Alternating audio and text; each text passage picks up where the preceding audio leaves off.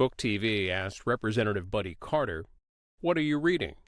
Well, two things. First of all, I just finished a book that I enjoyed very much. It's Sartor Resartus. It's written by Thomas Carlyle. It's a book, actually a biography of a fictional philosopher, Diogenes Theophilus, and very interesting book, and I'm actually studying it now. It's pretty heavy, but I've really enjoyed it, and I continue. I'm also reading Heirs of the Founders, which I have really enjoyed. This I'm about halfway through now.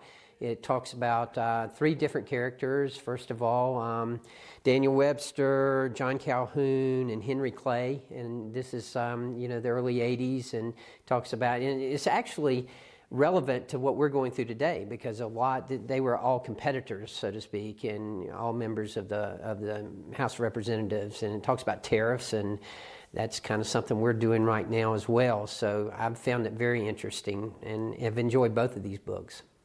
So what books are on your future reading list? Well, one that I'm going to be reading in the future is Bright Future, and that has to do with nuclear energy. Currently, I'm serving on a special committee on climate change, and this is something I'm very interested in. I'm trying to educate myself as much as I can on all types of clean energy, and certainly nuclear energy is one of those. So I'll be reading this in the future as soon as I finish these other two.